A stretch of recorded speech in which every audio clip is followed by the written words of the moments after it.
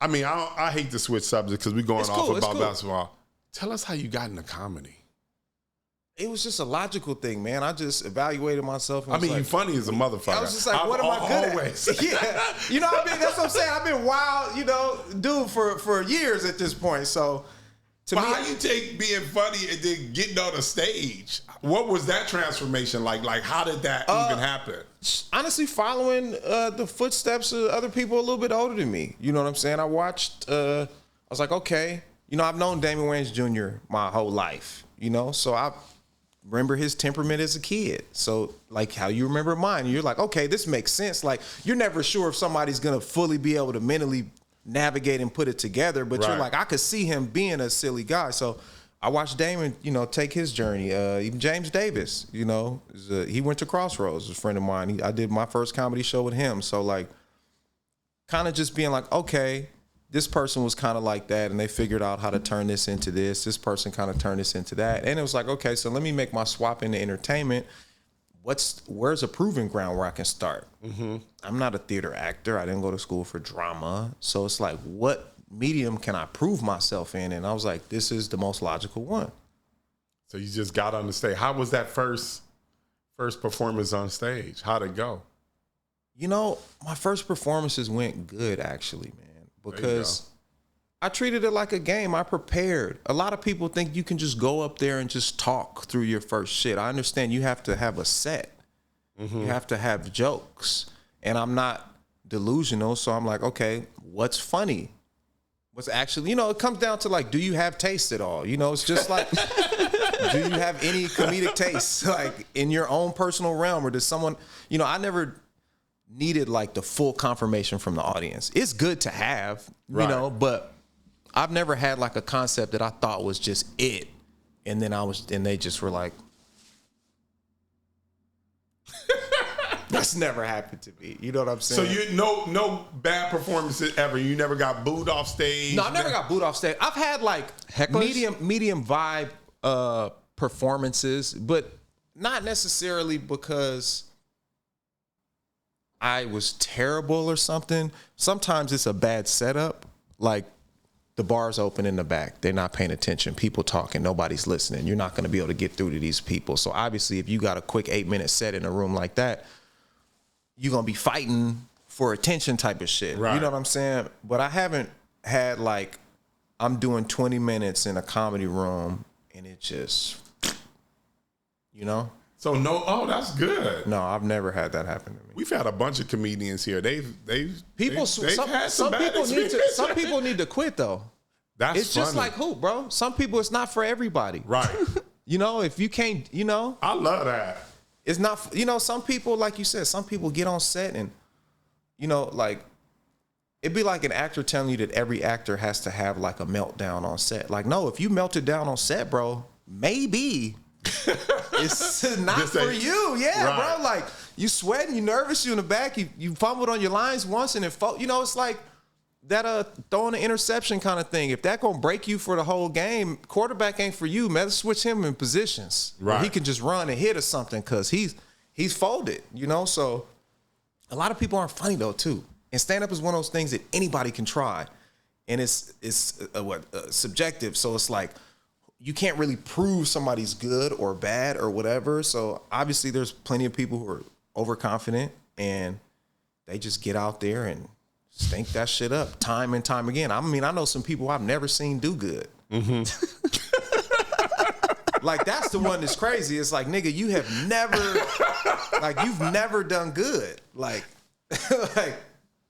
but to me, like even thinking about what you're saying, and I firmly believe this, athletes can do anything. And the reason why I say that is because an athlete is willing to get up in the morning at 5 a.m, go run the beach, come back to the gym, shoot for another 3 hours, maybe make 500 shots, and then come back and play. So that kind of work ethic, I just think if you have that work ethic, and most athletes do, you can't be stopped at anything, whether or not it's being a doctor, whether or not it's being a lawyer, being a comedian, being an actor, nothing can stop you. Yeah, I mean, there's definitely like you said, there's a level of preparation. Like you said, we know what it takes to have a good game. If you want to play good, You need to have a good solid week of practice. You need to get your workouts in. You need to stretch, get whatever. You need to have a good shoot around the day of, get warm, do whatever little medicine stuff you need to do and get out there, warm up good before the game, really Right. And then you can get out there and hopefully have a good game. So I know, like, when I'm about to have a show, like, okay, all right, let me do this a little bit before. Let me do that. Or like all day, anytime I think of something funny or whatever, I just type it in my phone. Right. So it's like there's like a never-ending catalog of like, and that's like easy work. You know, that's the equivalent of being a prison dude who just dropped down and do 10 push-ups all the time. Like, the nigga's gonna get swole, and technically he put in the work over the time. Right. You know what I'm saying? So I'll drive and, oh man, that's funny as hell, and put that in the voice notes and do that. And it's like, okay, I got another show. Let me draft a new X amount of minutes, or let me be smart about this. Because some people just think you can just go up there, man. But because that's what it feels like sometimes when you're watching it. You know? Right. Just like somebody watching a football game, they ran these plays a lot, brother. Every day. Yeah, the basketball too. Hey, all those moves, like, you might catch a new move here and there, but let me tell you, those drills have been done. You know what I'm saying? So, yeah, I feel you on that. What are your favorite cities to kind of like perform stand-up in? Because I've heard different cultures. There's people of different brands in every city. So it really depends who you are and who you're with. So you can go to Atlanta and it's this way, and you can go to Atlanta and it's that way. You know what I'm saying? You could go to New York and it's like this. You could go to, LA the same way. I could be on tour with Mike Epps and it's a certain type of crowd. I could be on tour with somebody that's the complete opposite as a comic, and their demographic is completely different than Mike Epps. So if I go to the same city, it's different. I can go to Memphis and it could be Glorilla and them, or it could be like all Trumpers and like whatever. You know what I'm saying? It depends on my own brand is kind of mixed. Like, so if it's my show, it's honestly it's a pretty mix. It's a pretty good mix of people. It's usually more people of color than not on average, but yeah. So I enjoy all the cities, man. Have you ever had to deal with a heckler? Yeah, but I don't start up with people too much. I know how to diffuse stuff, how to get out of something. And I don't try to, I'm not real disrespectful on stage. Like, if I clown you, it's going to be something light.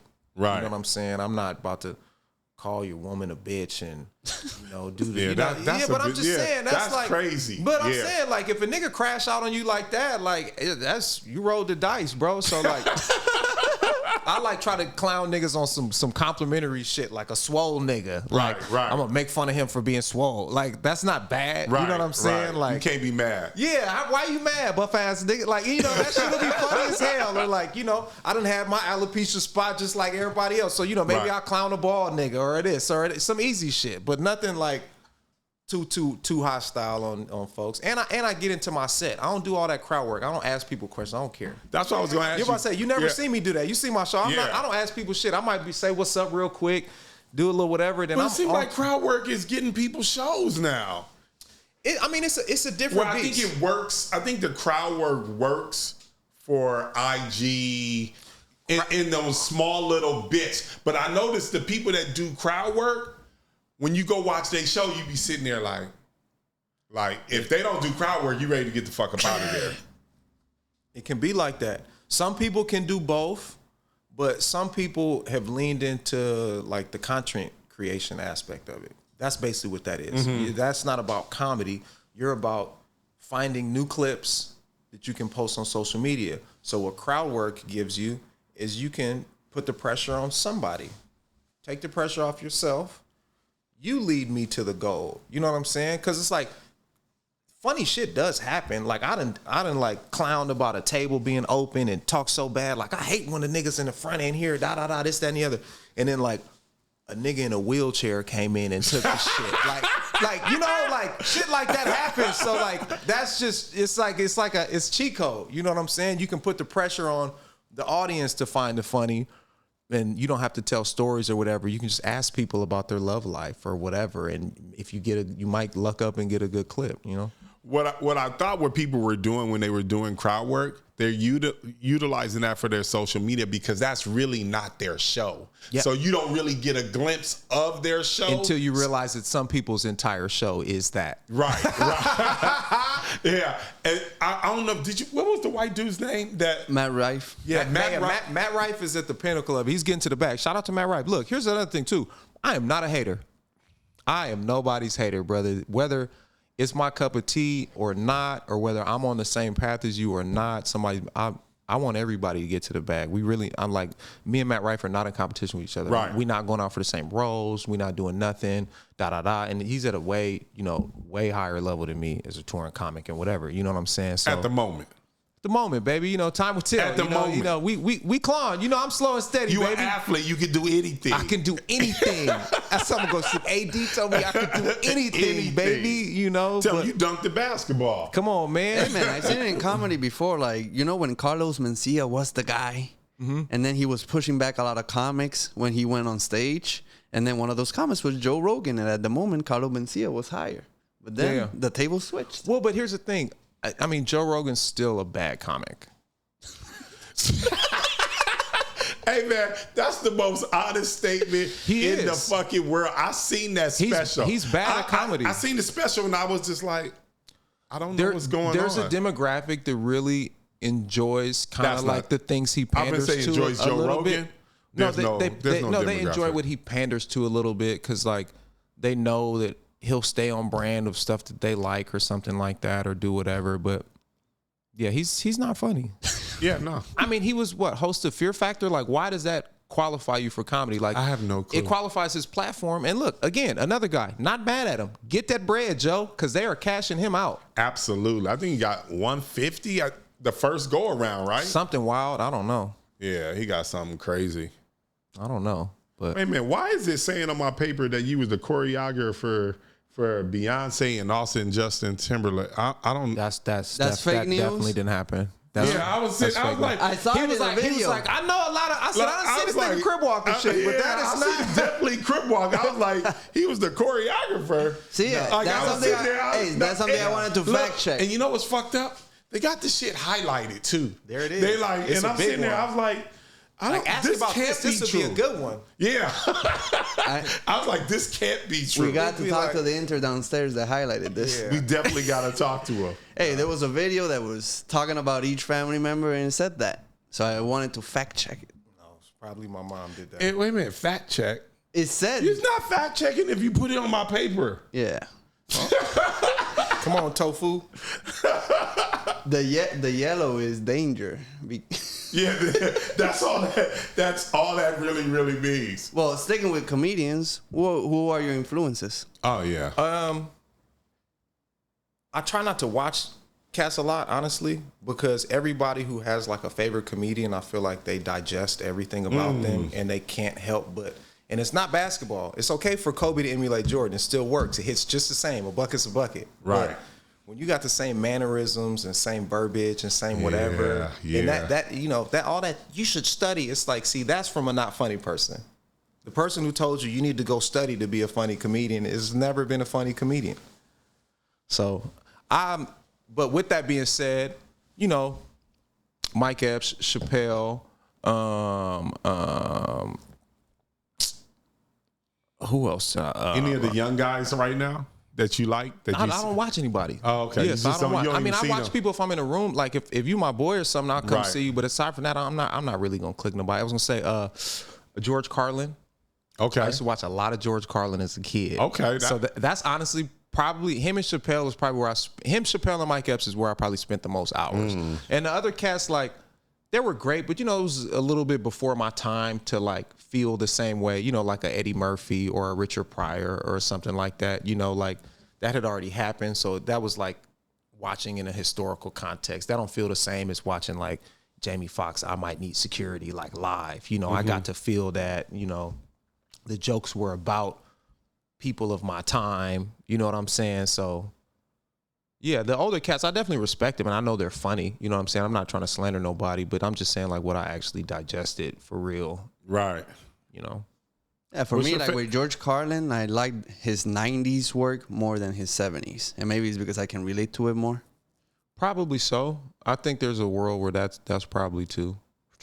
But yeah, I mean, I've seen so much of it, I forget which ones are which, but he just says things that are still relevant, you know, jokes that still hit, just interesting concepts, truisms, you know. So, but yeah, I try not to watch cats, man, because I don't want to be like doing that. Right. I can see you on a sitcom. When that's gonna happen? We working on it, baby. You know. Are you gonna write it yourself? I think I'll have to Okay. for it to be right, for it to come off as me and not, because the problem with comedy, honestly, bro, and a lot of the time, especially with like black comics, is the writers typically never speak the same language as them, so they put you in some corny shit. Because usually the person who has like the work ethic and mental fortitude to go write a show Bible, go do this, go do that, is usually like way low on the totem pole of funny.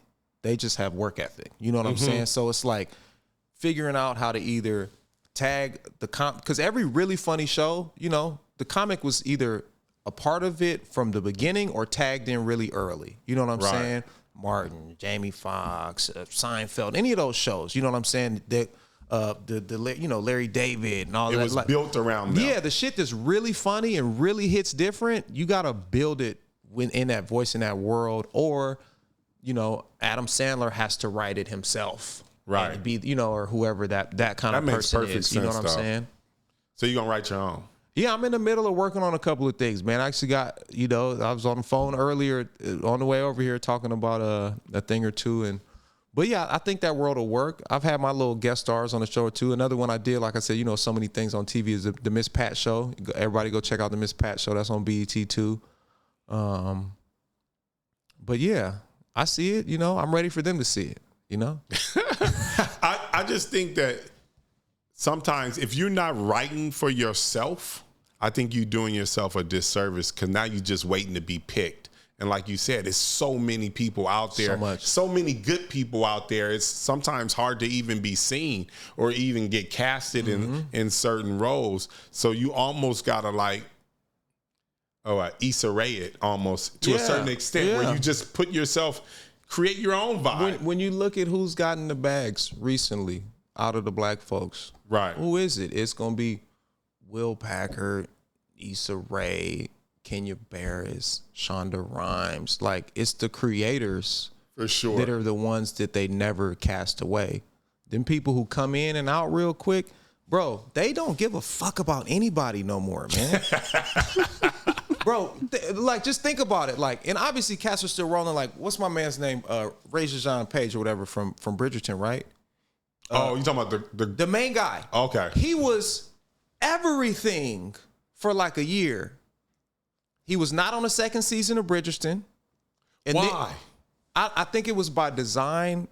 I think it was supposed to be one of those shows where they have new main characters. Okay. I think them shows are stupid, by the way, because it's like, nigga, I'm not starting again. Like, I was already invested. I like this character. Like, isn't like True Detective or something like that? True Detective, they do that. But after season one, it just look how upset he is. You should go look at his face, man. When you go watch the tape, he's like, he fucking was like, yeah, that was bullshit. Like, yeah, but bro, he was on top of the world, and now again, like I said, it equates to Hollywood success. Like, I've seen him in different things. I know he had a good role in the movie. I know he probably getting his M's on it, but it's not that same.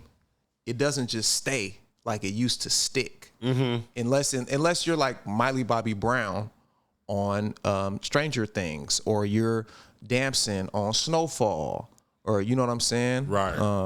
Shout out to all those guys. Like I said, my brother was on Snowfall. He did his thing. No, I totally get that. As far as, because I know you like into everything. As far as like entrepreneurship, are you doing anything as far as that goes? Currently, the main thing, low key, I need to get on top of that. I'm probably slipping on money, and I've already started to get into works. It's like the merchandising and all of that kind of aspect. You know, the online store, the T-shirts, the mugs, the socks, the shoes, the bean, because that's where you make all the money these days, man. It's funny you even say that, because one of my friends is Big Ja. Okay, yeah. So Big John, he go hard on the merch. He go hard on the merch. Yeah.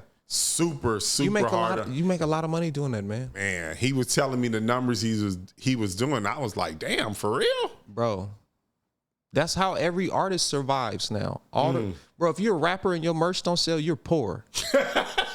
Straight up. Kanye, the last couple of runs, that was about them t-shirts and all of that shit. That was about the Yeezy gear, man. That's where he was making that money at that little kiosk in the front. Selling flare pants and shit. It's that with streaming now. I really don't know how you can make money. You have to be a big touring artist, and then even then, you got to have a good deal out of the tour because you got to pay for the flights and the security and this and that and the percentage for the manager and the booking agent and it's like, bro, you getting whooped. Yeah, I know. I'm telling you, if one thing for sure, I don't care how big it ever gets for me, I'm traveling by my fucking self. I'm staying at regular fucking places. They got me fucked up. They give you $20 million a show. I don't know if you traveling by yourself. I don't think you can travel by yourself. $20 million a show? Yeah, one security guard and then you're good. I'm going solo. I mean, look, when y'all come get me, you know, whoever, had whatever, but get the fuck out. No, man. No, baby. I'll be in the airport solo. How y'all doing? You want to take a picture? Sure. I won't give a fuck. I'll take all the pictures, the whole cabin. Hey, like, PJ for what? Everybody who knows private jet people, and especially the ones who actually should have private jets versus the ones who shouldn't be flying private, knows the truth of the money there. There's no reason for a regular stadium touring artist to be flying in no wild ass private jet. I totally believe all over the country. Totally agree with that one. Yeah, it just ain't enough happening to be private jet. Especially if you're regular-ish. Like, okay, Taylor Swift, okay, Bieber while he's in the middle of whatever, okay, them cool. But like, I don't want to just throw nobody under the bus, but I'm going to just say some rap nigga, like, bro, like, just get on the plane, my nigga. Like, they won't even know it's you. Right. But the fucked up thing is when they do that, then you have people taking photos of them and then posting them online, making up a whole story. Well, fucking be regular, bro, when you were out and about. Don't be like on codeine. Like, don't be on Percocet and like drooling and like take pictures of people. Be cool. Like,